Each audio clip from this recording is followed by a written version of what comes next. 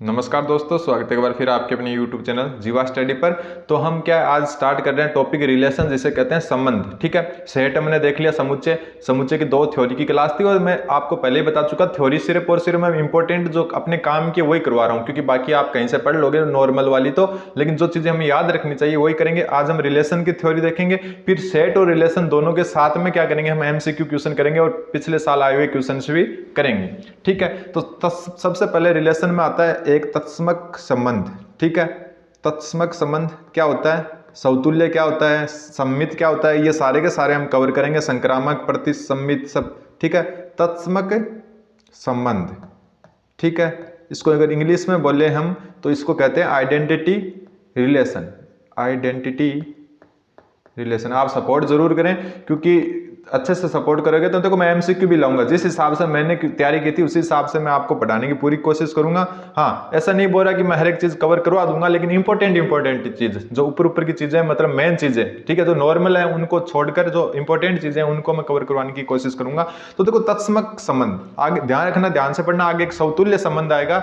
ठीक है, वो संबंध और इस संबंध में थोड़ा सा ही अंतर है। तो समतुल्य जो तत्समक संबंध है, आइडेंटिटी रिलेशन, उसको ऐसे लिखते हैं IA बराबर ए का ए से संबंध।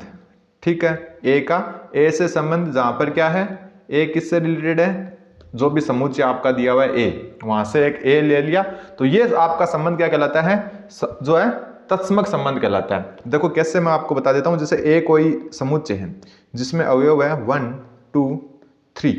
ठीक है, तो इसका जो तत्समक संबंध है, जिसको IA लिखते हैं, ठीक है, आइडेंटिटी रिलेशन, तो वो ये होगा 1 1 1 2 2, ठीक है, 3 3। समझ में आ गया। अब एक होता है सौतुल्य। अब देखो अगर सौतुल्य पढ़ोगे ना तब आपको दोनों कंफ्यूज होंगे, तब मैं आपको बताऊंगा कि देखो तत्समक अलग चीज है, सौतुल्य अलग चीज है, दोनों देखने में एक जैसे हैं लेकिन अलग अलग चीज है। जैसे मैं पिछले में बताया था ना, पूरक संबंध और असंयुक्त, कि डिसजॉइंट और पूरक संबंध में क्या अंतर होता है, वैसे मैं आपको बता रहा हूं कि तत्समक संबंध में क्या होता है कि मान लो कि कोई आइडेंटिटी जो रिलेशन है वो इस हिसाब से लिखा जाता है कि ए और हर एक जो एवरी वैल्यू ऑफ ए कहां से आती है, समुच्चय ए से आती है, कैपिटल ए से। तो मान लो एक एग्जांपल ये है कि कोई समुच्चय ए बराबर 1 2 3 है, तो उसका जो आइडेंटिटी, जो आपका आइडेंटिटी रिलेशन यानी कि तत्समक संबंध क्या होगा, 1 1 2 2 3 3, इनके अलावा कुछ भी नहीं होगा। अब देखो आगे जाता हूं मैं, फिर वापस इस पर आएंगे कि क्या कैसे अंतर करते हैं हम समतुल्य में। देखो एक होता है समतुल्य संबंध, समतुल्य दोनों एक जैसे हैं दिखने में, लेकिन छोटा सा बारीक सा डिफरेंस है। समतुल्य संबंध, मैं इनकी संख्या ज्ञात करना है वो भी आपको क्लियर बताऊंगा कैसे क्या करना है। तो देखो समतुल्य संबंध होता है जिसको इंग्लिश में कहते हैं रिफ्लेक्सिव। ठीक है, रिफ्लेक्सिव रिलेशन।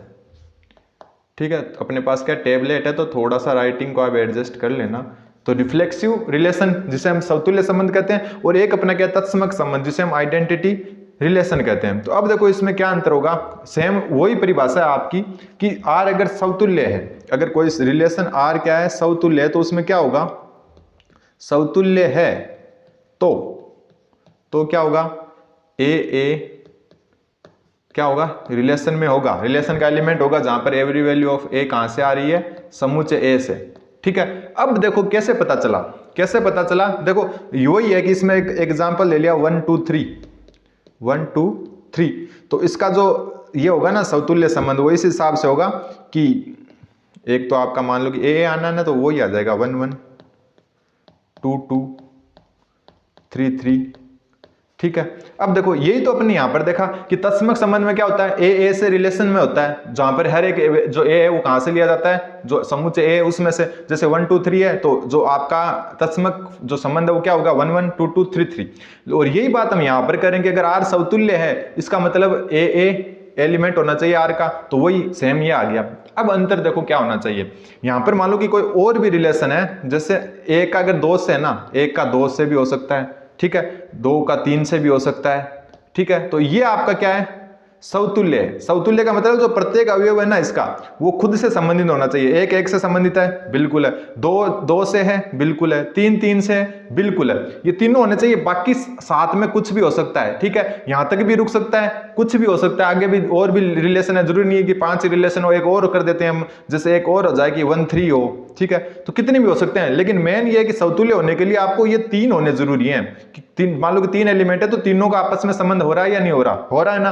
अगर ये यहाँ पर जाकर रुक जाता तो भी ये समतुल्य होता, लेकिन इसके साथ में अगर 1 2 2 3 यानी अदर वाले भी ले लिए तो भी ये समतुल्य है। लेकिन तत्समक में ऐसा बिल्कुल नहीं होता, तत्समक में ऐसा बिल्कुल नहीं होता। ये तत्समक संबंध है ना, इसमें अगर हम और जोड़ दें कि 1 3 कर दिया या उसके हिसाब से कर दिया तो ये तत्समक नहीं होगा, तत्समक नहीं होगा। तत्समक का मतलब सिर्फ और सिर्फ इतना है कि जितने अवयव हैं, जैसे इसमें 3 है तो तीनों का खुद से संबंध हो रहा है ना, 1 का 1 से हो रहा है, 2 का 2 से हो रहा है, 3 का 3 से हो रहा है, इसके अलावा कुछ भी नहीं होना चाहिए। ऐसा नहीं है कि आप 2 का 3 से हो रहा है वो भी काउंट है, नहीं, बिल्कुल भी नहीं काउंट होगा। लेकिन समतुल्य में वो काउंट हो जाता है। समतुल्य में क्या है, तीनों का आपस में तो होना चाहिए, वो हो रहा है, जैसे आइडेंटिटी में होता है। साथ में अदर वाले भी अगर है ना तो कोई फर्क नहीं पड़ता, लेकिन उसमें अगर कोई एक अदर आ जाएगा ना तो फर्क पड़ेगा। एक और एग्जांपल लेते हैं, जिससे आपके संबंध में आ जाए। एक छोटा एग्जांपल लेते हैं, जैसे ए आपका 1 2 है, ठीक है, तो यहां पर क्या है, तत्समक, और यहां पर क्या है, स्वतुल्य।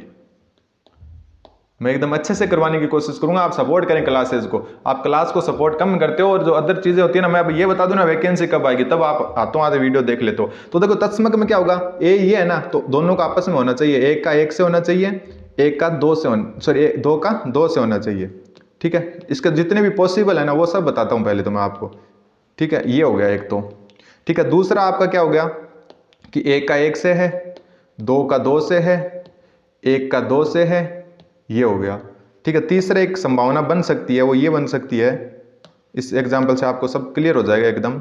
तीसरी संभावना बन सकती है, 1 का 1 से है, 2 का 2 से है, 2 का 2 से कैंसिल कर लेते हैं एक बार, ठीक है, 1 का 2 से है, ये संभावना होगी। सेम यही संभावना इस साइड बनेगी। तो अब देखो इसमें क्या होगा कि इसमें देखो क्या है कि 1 का 2 से होना चाहिए ना, मतलब तत्समक में क्या होता है, मैंने आपको बता दिया कि 1 का ए से होता है, मतलब खुद का खुद से होना चाहिए जितने अवयव है। इसमें क्या है, 2 अवयव है, 2 अवयव है, तो क्या ये सब जो है आइडेंटिटी जो तत्समक संबंध है, तो बिल्कुल है, ये तत्समक संबंध है। कारण क्या हुआ कि इसमें 1 में 2 से, 1 का 1 से, 2 का 2 से, क्या ये समतुल्य है, तो बिल्कुल समतुल्य भी है। समतुल्य भी तो यही बात कहता है कि समतुल्य भी तो यही बात कहता है कि खुद का खुद से तो होना ही चाहिए। बस अब देखो अंतर कहां से होगा, क्या ये तत्समक है, इसका 1 में 1 का 1 से, 2 का 2 से, लेकिन ये एक एक्स्ट्रा आ गया ना, तो ये समतुल्य जो ये है ये तत्समक नहीं है, ये क्या है, तत्समक नहीं है, लेकिन ये क्या है, समतुल्य है, ठीक है। अब समझ में आ गया होगा आपके, उम्मीद है। ये तत्समक नहीं है लेकिन समतुल्य है। कारण ये है कि तत्समक में क्या होता है, जितने अवयव वो खुद से संबंधित होना चाहिए, एक्स्ट्रा कुछ भी नहीं होना चाहिए। जैसे ये है, इसमें 1 1 2 2 आपस में संबंधित है लेकिन एक्स्ट्रा कुछ भी नहीं है ना, इसका मतलब ये क्या हो गया, तत्समक हो गया, ठीक है। और ये समतुल्य भी हो गया, क्योंकि समतुल्य भी यही कहता है कि जितने अवयव हैं उनका खुद से खुद होना चाहिए। लेकिन वो बारीक सा डिफरेंस क्या होता है कि तत्समक में तो जितने अवयव हैं उसका खुद से खुद होने के बाद में आगे कोई भी अवयव नहीं आना चाहिए, लेकिन इसमें तो कोई एक्स्ट्रा अवयव आ रहा है ना, तो ये तत्समक की शर्त को क्या करता है, असंतुष्ट करता है। लेकिन समतुल्य ऐसा कुछ भी नहीं कहता। समतुल्य कहता है कितने भी एक्स्ट्रा हो, बस 2 खुद वाले तो जरूर हो जाने चाहिए, समझ गए। और जैसे ये तीसरा है, तीसरा तो ना तो समतुल्य है और ना ही क्या है, तत्समक है। कारण कि इसमें सिर्फ 1 का 1 से है, इसमें अगर 2 का 2 से होता तब देखते कि वो समतुल्य होता है या संक्रामक, सॉरी वो तत्समक होता है। कुछ समझ में आया, कुछ जटिल है लेकिन थोड़ा सा समझने की कोशिश करें कि तत्समक जो है वो यहां पर आके ही रुक जाता है कि जितने अवयव है उतने ही तक होना चाहिए। लेकिन समतुल्य क्या कहता है कि आपका दोनों का जितने भी अवयव हैं उनका खुद से खुद होना चाहिए, एक्स्ट्रा भी कुछ भी हो सकता है, लेकिन तत्समक कहता है एक्स्ट्रा कुछ भी नहीं होना चाहिए। तो इससे एक बात समझ में आ गई हो आपके कि देखो ये क्या है, तत्समक, तो ये समतुल्य भी है, ठीक है। ये क्या है, समतुल्य, लेकिन ये तत्समक नहीं है। तो इसका मतलब क्या हो गया कि जितने भी प्रत्येक तत्समक क्या होता है, समतुल्य होता है। प्रत्येक तत्समक समतुल्य होता है, तत्समक समतुल्य होता है, ठीक है। समतुल्य क्या होता है, प्रत्येक तत्समक, लेकिन प्रत्येक समतुल्य तत्समक नहीं होता, समतुल्य तत्समक नहीं होता। ये एक इंपॉर्टेंट है, अगर वापस समझ में नहीं आया तो वापस समझ लेते हैं। a बराबर 1 2 है, ठीक है। a मान लो कि तत्समक, इसका तत्समक क्या होगा, तत्समक क्या होगा इसका 1 1 2 2, ये हो गया इसका तत्समक, कि इससे आगे नहीं जाना चाहिए, ठीक है। लेकिन इसके समतुल्य कौन कौन से होंगे, समतुल्य इसके कौन कौन से होंगे, तो समतुल्य में इसके आपके आ जाएगा, एक तो ये आ जाएगा 1 1, एक 2 2, ठीक है। इसका क्या है, समतुल्य कितने भी बन सकते हैं, समतुल्य जो नीले पेन से लिख रहा हूं वो सारे समतुल्य 1 1 2 2, फिर मान लो एक ऐसा आ जाए 1 2, तो ये भी क्या है, समतुल्य है। लेकिन ये तत्समक नहीं है, क्योंकि तत्समक सिर्फ और सिर्फ जितने अवयव हैं उतने ही आपस में होने चाहिए, इसका एक्स्ट्रा नहीं होना चाहिए। इसमें ये एक्स्ट्रा है, एक और बन सकता है जैसे 1 1 2 2 ठीक है, 2 1 बन सकता है, ऐसे करके बहुत सारे बन सकते हैं। इनकी संख्या ज्ञात करनी भी मैं आपको बताऊंगा। तो ध्यान रखना आप कि प्रत्येक तत्समक जो संबंध होता है वो समतुल्य होता है, लेकिन प्रत्येक समतुल्य संबंध तत्समक नहीं होता। और मैंने कारण बता दिया कि तत्समक क्या करता है कि जितने अवयव हैं उनका खुद से संबंध होना चाहिए, बाकी कोई भी संबंध किसी से नहीं होना चाहिए। लेकिन समतुल्य क्या कहता है कि जितने अवयव हैं उतना खुद से हो सकता है, लेकिन एक्स्ट्रा अगर है तो कोई बात नहीं है, एक्स्ट्रा नहीं है तो भी कोई बात नहीं है, एक्स्ट्रा है तो भी बात नहीं। तो ये तत्समक वाला तो देखो समतुल्य में आ गया, लेकिन ये समतुल्य वाले तत्समक में नहीं आए। तो प्रत्येक तत्समक समतुल्य है और प्रत्येक समतुल्य तत्समक नहीं है। उम्मीद है कि आपके समझ में आया होगा। ठीक, इनकी संख्या ज्ञात करना मैं अगले में बताऊंगा कि कैसे इनकी संख्या ज्ञात होती है। ठीक, अब सममित इनका फॉर्मूला होता है कि मान लो कि कोई एक दे दिया कि ये एक ए समुच्चय जिसमें 5 अवयव है, तो इनमें जो है कितने समतुल्य संबंधों की संख्या होगी, कितने सममित संबंधों की संख्या होगी, तो वो भी मैं आपको ज्ञात करना बताऊंगा। तो दूसरी बात आती है सममित संबंध। सममित संबंध आप क्लास को जरूर सपोर्ट करें और टेलीग्राम ग्रुप का लिंक डिस्क्रिप्शन में दिया, जुड़ सकते हो। ठीक है, जो है सममित संबंध इसको कहते हैं सिमेट्रिक रिलेशन। सिमेट्रिक, सिमेट्रिक अपने पास क्या टेबलेट है तो थोड़ा सा राइटिंग को एडजस्ट कर लेना आप। सिमेट्रिक है जो है रिलेशन, सिमेट्रिक या सममित संबंध किसे कहते हैं। इसमें क्या होता है कि ए बी से अगर संबंधित है, ए और बी कोई मान लो कि आर एक ऐसा रिलेशन है जिसमें ए बी शामिल है, तो बी ए बी शामिल होना चाहिए। बी ए बी क्या होना चाहिए, एलिमेंट ऑफ आर होना चाहिए। समझ गए आप। जैसे एक एग्जाम्पल के थ्रू बताता हूँ, हर एक चीज एग्जाम्पल से थोड़ी सी क्लियर हो जाती है। इनके एमसीक्यू भी करेंगे, आप सिर्फ जीवा स्टडी को सब्सक्राइब कर दें। मान लो कि कोई एक रिलेशन है, उम्मीद एक ऐसे बता रहा हूँ, ये और 2 3 ये है। अब देखो इसमें क्या दिया है कि ए और बी कोई एलिमेंट है आर के, तो बी ए भी एलिमेंट आर का होना चाहिए। तो देखो ये अगर एक संबंध है, क्या ये सम्मित है, तो ये सम्मित नहीं है।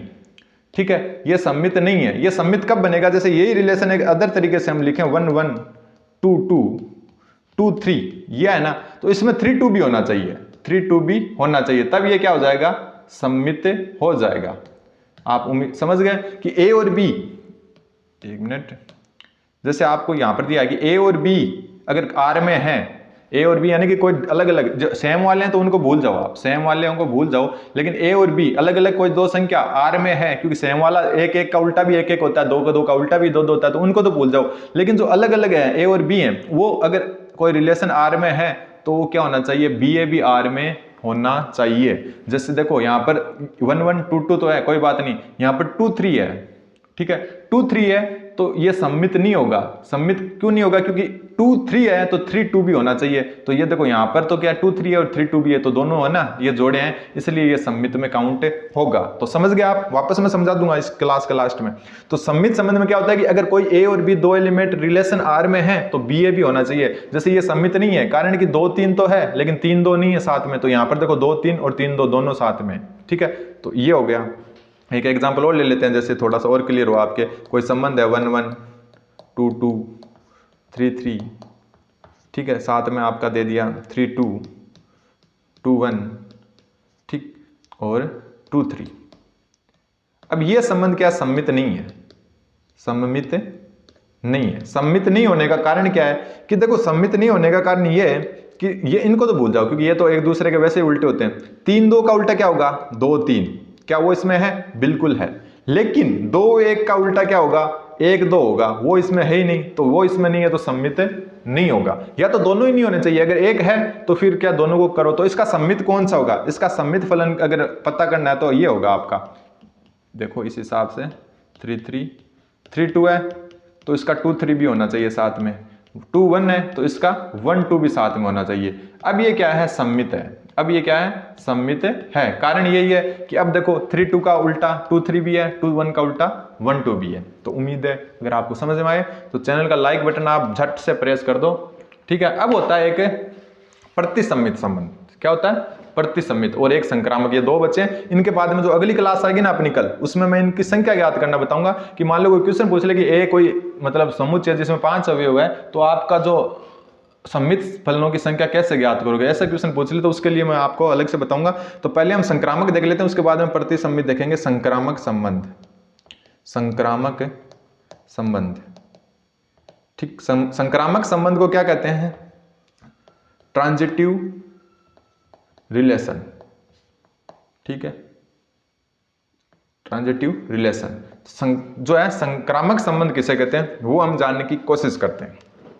ये थोड़ा सा दिमाग में लाना जरूरी है। संक्रामक संबंध अलग टाइप का होता है, वो दोनों इजी थे, ठीक है। सवतुल्य और संक्रामक, जो सवतुल्य और जो सम्मित वो अलग था, लेकिन जो संक्रामक संबंध है उसमें क्या होता है कि मान लो कि कोई भी F B element of R है, F B element of R है, B C element of R है, तो एस सी बी एलिमेंट होना चाहिए आर का।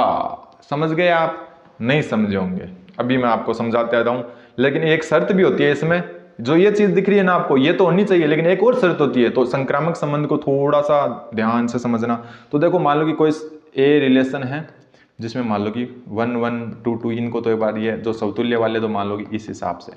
बाकी एक और बताता हूँ आगे, ये इनसे तो अपना वैसे कोई लेना देनी है। मान लो कि 1 3 है, ठीक है, 3 1 है, ठीक है, 1 3 है, 3 1 है। तो अब ये क्या बोल रहा है, एक मिनट गलत कर दिया, एक एग्जांपल देखो, 1 3 है, 3 2 है, ये करो आप, ठीक, कोई रिलेशन हो गया। तो अब इसको हम बंद कर देते हैं। अब देखो इसमें क्या दिया कि ए और बी क्या होने चाहिए, एलिमेंट ऑफ आर होने चाहिए, ठीक है, और बी और सी एलिमेंट ऑफ आर है। तो अब देखो यहां पर क्या हुआ कि 1 3 है और 3 देखो इसको इस हिसाब से समझो कि एक का किससे संबंध है, 3 का, 3 का किससे संबंध है, 2 का। तो 3 का 2 से होना चाहिए तब, ठीक है, 3 का 2 से होना चाहिए तभी ये क्या होगा, सम्मित होगा, नहीं सॉरी संक्रामक होगा। एक का 3 से है, सॉरी एक मिनट, ये थोड़ा सा मैं बोल रहा था कंफ्यूजिंग है, 1 2 इस हिसाब से आपका होना चाहिए। देखो ये क्या बोलता है कि साफ साफ है कि ए का बी से संबंध दिया हुआ है, बी का सी से दिया हुआ है, ठीक है, तो सी जो है ए का सी से होना चाहिए, ठीक, समझ गए। जैसे देखो 1 का 3 से है, 3 का 2 से है, 1 का 3 से आ रहा है, 3 का 2 से आ रहा है, तो 1 का 2 से होना चाहिए, मतलब ये भी संख्या आपकी इसके अंदर होनी चाहिए, ठीक है। नहीं समझ में आया तो एक बार फिर देखते हैं, नया एग्जांपल देखते हैं। कोई एक संबंध है जिसमें आपका दिया हुआ है कि 2 का 1 से है, ठीक है, 1 का 3 से है। तो ये जो है 2 का 1 से, 1 का 3 से, तो ये जो है संक्रामक कब होगा कि साफ साफ है कि ए का अगर बी से है, बी का अगर सी से है, तो ए का सी से क्या होना चाहिए, संबंध होना चाहिए, तभी वो संक्रामक होगा। तो देखो ए का बी से है, बी का सी से है, तो ए का सी से होना चाहिए। तो सेम वही इसमें कंडीशन है कि 2 का किससे है, 1 से, और ए का किससे है, 3 से। तो अगर हम 2 का 3 से होगा ना, तभी ये संक्रामक माना जाएगा, तभी ये क्या माना जाएगा, संक्रामक माना जाएगा। अब मैं क्वेश्चन देता हूं, आप बताओ कि संक्रामक है या नहीं। जैसे 1 1 2 2 3 3, ठीक है, 1 2 2 3, तो ये संबंध क्या संक्रामक है या नहीं। तो देखो ये संबंध संक्रामक नहीं है। कारण ये कि 1 का 2 से है, 2 का 3 से है, लेकिन 1 का 3 से नहीं है ना। तो अब इसको अगर संक्रामक करना है, इसको अगर संक्रामक करना है तो क्या होना चाहिए, यहां पर साथ में एक और होना चाहिए जिसका नाम क्या होगा, 1 3, क्या होना चाहिए, 1 3। अब ये क्या है, संक्रामक है। संक्रामक क्यों, अब संक्रामक इसलिए हुआ कि देखो 1 का किससे है, 2 से, 2 का किससे है, 3 से, तो 1 का किससे होना चाहिए, 3 से, तो 1 का 3 से है ना, तो ये क्या हो गया, संक्रामक हो गया। लेकिन इसकी एक शर्त है जो मैंने आपको बता दी। इसकी शर्त ये है कि अगर ये तीनों चीजें हैं ना, ये तीनों चीजें हैं, इनमें से जो एक होना कोई उपलब्ध, कोई एक उपलब्ध हो तब भी संक्रामक होगा, कोई एक उपलब्ध हो तो भी संक्रामक होगा। तो जैसे एग्जाम्पल के बिना समझ में नहीं आएगा, मैं आपको बता रहा हूं संक्रामक होगा। कैसे संक्रामक होगा अभी देखते हैं। देखो ए कोई रिलेशन है, जैसे 1 1 2 2, इतनी लिख देते हैं एक बार, 1 2, ये हो गई, ठीक है। बी एक रिलेशन है, 1 1 2 2 1 2 2 3, ठीक हो गई। अब देखो कि कौन सा संक्रामक है और कौन सा संक्रामक नहीं है। तो ऊपर वाला तो क्या संक्रामक है, नीचे वाला संक्रामक नहीं है, ठीक है। क्यों नहीं है, ऊपर वाला क्यों है, वो अभी जानते हैं। सबसे पहली बात तो कि संक्रामक फलन क्या कहता है कि ए का अगर बी से संबंध है, बी का सी से है, तो ए का सी से होना चाहिए। बोला था ना कि ए का बी से, बी का सी से, तो क्या होना चाहिए, ए का सी से होना चाहिए, ठीक है। तो वही बात देखो यहाँ पर लागू होती है कि एक का देखो 2 से है, एक का 2 से है, लेकिन 2 का 1 से नहीं है ना।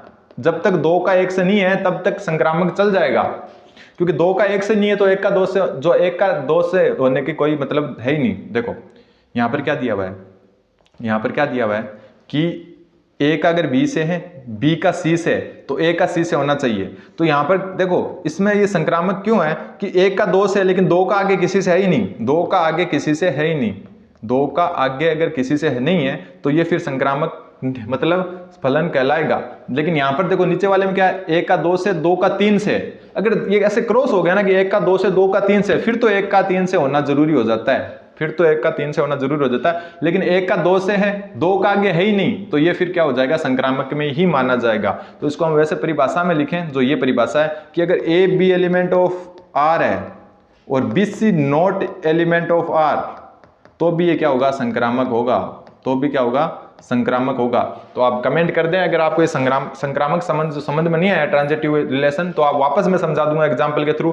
तो कुल मिला के आज हम इतना देख लिया, अगले वीडियो में हम प्रतिसम्मित संबंध देखेंगे और साथ में इनको संख्या देखेंगे कि दिए गए जो भी समुच्चय उसमें जो है संबंधों की संख्या बताइए, सम्मित समुच्चयों की बताइए, अदर समुच्चयों